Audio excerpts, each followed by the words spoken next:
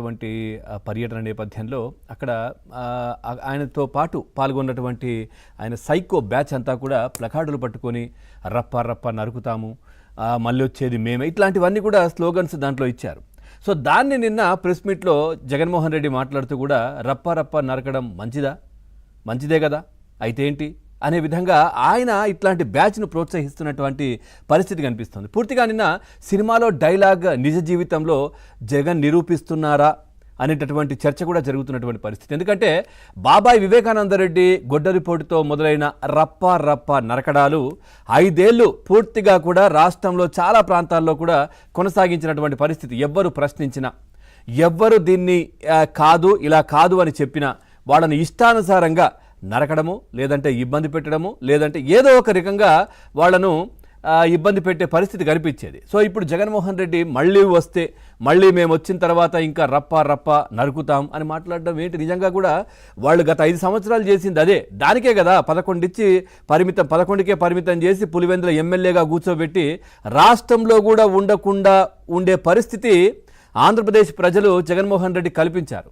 ఇప్పుడు మళ్ళీ కూడా ఇంకా ఏదో చేస్తామని చెప్తా ఉన్నారు. ఆ 11 కూడా రావు, ఆ పార్టీ కూడా ఉండదు ఇంకా అనే చర్చ ప్రజల్లో నడుస్తూ ఉంది. ఏంటి, ఎవరిని ఎంకరేజ్ చేస్తూ ఉన్నారు, ఎవరికి సపోర్ట్ చేస్తూ ఉన్నారు? ఒక బెట్టింగ్ మాఫియాను పెంచి పోషించే ప్రయత్నం చేస్తున్నారా, వాళ్ళని ఎంకరేజ్ చేస్తున్నారా, లేదంటే గంజాయి బ్యాచ్ని ఎంకరేజ్ చేస్తూ ఉన్నారా, లేదంటే రౌడీ మూకలను ఎంకరేజ్ చేస్తున్నారా? అసలు జగన్మోహన్ రెడ్డి ఏం సంకేతం ఇస్తున్నారు అనేది, ఎందుకంటే ఆయన ఇచ్చే సంకేతాల గురించి ఎవరు ఎదురు చూసే పరిస్థితి ఉండదు. ఆయన ఏంటో సిద్ధం సభల్లో అప్పుడు ఆ ఫోటోలు పెట్టి చంద్రబాబు నాయుడు గారు, పవన్ కళ్యాణ్ గారి ఫోటోలు పెట్టి బాక్సింగ్ కిట్లతో కొట్టించినప్పుడే ఆ సైకో బ్యాచ్ని ఏ విధంగా తయారు చేస్తున్నారో అర్థమైపోయింది. అంటే ఇట్లాంటి రౌడీ మూకలను వీళ్ళందరినీ కూడా పెంచి పోషించి ఆ తర్వాత ఎన్నికల్లో ఇష్టానుసారంగా, గతంలో మనం చూసాం పంచాయతీ గ్రామ సంబంధించినటువంటి ఎన్నికల్లో కూడా మనం చూసాం తురగా కిషోర్ ఇట్లాంటి వాళ్ళందరూ కూడా ఏ విధంగా అప్పటి పార్టీ నేతలను ఏ విధంగా ఇష్టానుసారంగా అప్పటి ప్రతిపక్ష పార్టీ నేతలను కొట్టారో మనం చూసాం. అంటే కట్టెలతో వెంబడించి కారు అద్దాలు పగలగొట్టి చంపే ప్రయత్నం. అంటే వీళ్ళు ఇప్పటితో మొదలుపెట్టబోతున్నది కాదు. గత 5 సంవత్సరాలు కూడా మనం చూసాం. చంద్రయ్యను ఏ విధంగా జై జగన్ అనలేదని చెప్పేసి కాలు ఛాతిపైన పెట్టి గొంతు కోసి ఏ విధంగా చంపేశారో మనం చూసాం. అప్పుడే నరకడాలు అప్పటి నుంచే. అంతెందుకు చిన్నాయన మరి వివేకానందరెడ్డి ఏదైతే గుండెపోటు అని చెప్పి గొడ్డలిపోటుతో మొదలైనటువంటి ఈ రప్ప రప్ప నరకడాలు అప్పటి నుంచే మొదలయ్యాయి. పూర్తిగా రాష్ట్రంలో దాన్నే పునాదిగా వేసుకొని వీళ్ళు ఆ విధంగానే కొనసాగుతూ ఉన్నారు. నిన్న ఏం మాట్లాడుతున్నారు ఆయన ఒక్కసారి చూడండి. ఏమన్నాడు? ఏ జాతరలో? గంగమ్మ జాతరలో పొట్టేళ్ళు తలలు నరికినట్టు రప రప అని నరుకుతానని చెప్పి ఆయన అంటే దాని అర్థమైంది. మరి చంద్రబాబు నాయుడు అనే వ్యక్తి ఇంత మోసం చేస్తా ఉన్నాడు కాబట్టి ప్రజలు అంత కోపాన్ని చూపిస్తా ఉన్నారు. అందులో వాళ్ళ కార్యకర్తనే వాళ్ళ నుంచి మారి వైసీపీలోకి వైసీపీ కార్యక్రమంలో పాలు పంచుకుని మన అభిమానస్తుడై నెక్స్ట్ టీడీపీ ప్రభుత్వంలో టీడీపీ వాళ్ళను రప రప ఏం జాతరలది గంగమ్మ జాతరలో పొట్టేలు తల నరికినట్ట రప రప నరుకుతాను. మంచిది కదా అది మంచిదే కదా, ఆ విధంగా నరకడం మంచిదేనంట.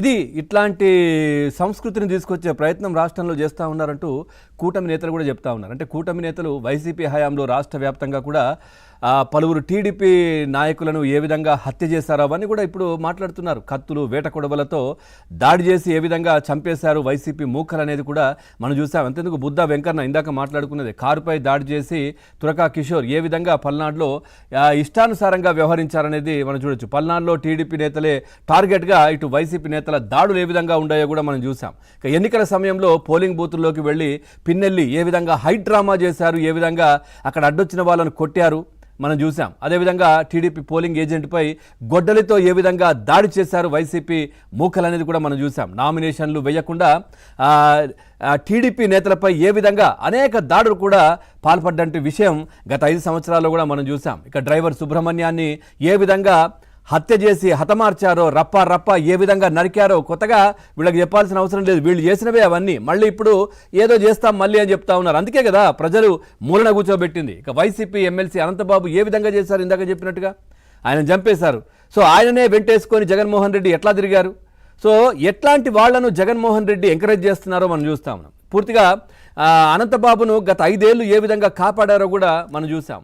ఇక ఇష్టం వచ్చినట్లు రెచ్చిపోతున్నటువంటి వైసీపీ నాయకులపై చర్యలు తీసుకోవాలంటూ కూటమి నేతలు కూడా అధికారులతో మాట్లాడుతూ ఉన్నారు. దానికి సంబంధించి కూడా ముఖ్యమంత్రి గారు కూడా మాట్లాడినటువంటి పరిస్థితి. ఒకసారి చంద్రబాబు నాయుడు గారు ఏమన్నారో చూద్దాం.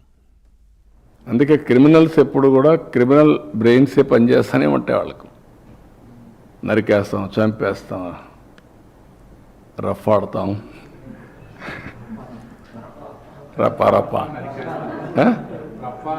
రఫా రఫా నరికేస్తాం, లేదంటే గంగ జాతరలో బలి ఇచ్చేస్తాం. ఒక గంగమ్మ జాతర కాదు, గంగమ్మ ఎవ్రీవేర్ ఉంటుంది, తిరుపతే కాదు. ఆ గంగమ్మ జాతరలో పొట్టేళ్ళు నరకడం అలవాటు. ఏ ఊరికి ఆ ఊరు ఇది ఇస్తారు, బలిస్తారు, పశువులు బలిస్తూ ఉంటారు. అది ఇప్పుడు మాట్లాడే పరిస్థితి. ఊర్లో గ్రామ దేవతలు కూడా ఇచ్చేవాళ్ళు. ఒకప్పుడు ఒక ఊర్లో గ్రామదేవత ఉంటే శక్తిని బట్టి ఒక పొట్టేల్ని బలిచ్చేవాళ్ళు. అప్పుడు అది పెద్ద ఫంక్షన్ చేసేవాళ్ళు ఊర్లలో. మేము చిన్నప్పుడంతా చూసాం. ఇంటికి ఒక ప్రతి ఒక్కడు పెంచేవాడు ఒకదాన్ని, ఒక పొట్టేలు పెంచేవాళ్ళు, కొనేవాళ్ళు. కొని దాన్ని బలిచ్చి అక్కడి నుంచి దాన్ని ఇచ్చేసేవాళ్ళు. అట్లా ఏరియస్ అంటే అంత ఆ స్టేజ్కి వెళ్ళిపోతున్నారు వీళ్ళు. ఏం చెప్తా. అది ఖచ్చితంగా జగన్మోహన్ రెడ్డి బయట ఉంటే రాష్ట్రంలో ఉన్న ప్రజలకు చాలా ఇబ్బందికరం, నష్టం.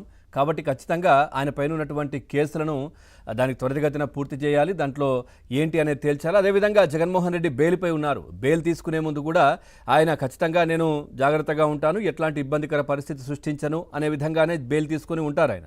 సో ఖచ్చితంగా ఆయన బెయిల్ క్యాన్సిల్ చేయాలి అని రాష్ట్ర ప్రభుత్వం సిబిఐకి ఖచ్చితంగా లేఖ రాయాలంటూ కూడా చాలామంది నిపుణులు, న్యాయవాదులు కూడా మాట్లాడుతున్నటువంటి పరిస్థితులు. ఎందుకంటే రాష్ట్ర ప్రభుత్వం లెటర్ రాస్తే సిబిఐకి అది వేరే విధంగా ఉంటుంది. అంటే ఎవరో రాసిన దానికంటే కూడా ఈ విధంగా రాష్ట్ర ప్రభుత్వమే రాస్తే మరి రాష్ట్రానికి పెట్టుబడులు రాకుండా రాష్ట్రంలో ఒక యుద్ధ వాతావరణాన్ని తీసుకొచ్చే ప్రయత్నం. అదేవిధంగా మొన్న ఆయన బయటకు వచ్చినప్పుడు 2 నిండు ప్రాణాలు బలి తీసుకున్నటువంటి పరిస్థితులు. ఇట్లాంటి నేపథ్యంలో జగన్మోహన్ రెడ్డి బయట తిరగకూడదు. ఆయన ఆలోచన విధానం మనకు తెలిసిపోతోంది. చంపేస్తాం, నరికేస్తాం, మళ్ళీ వస్తే రప్ప నరికేస్తామంటూ కూడా ఆయన మాట్లాడుతున్నటువంటి పరిస్థితులు. వీటిని ఎంకరేజ్ చేస్తున్నారు. రౌడీ మూకలను, గంజాయి బ్యాచ్ను ఈ విధంగా ఎంకరేజ్ చేస్తున్నటువంటి పరిస్థితులు. కాబట్టి ఖచ్చితంగా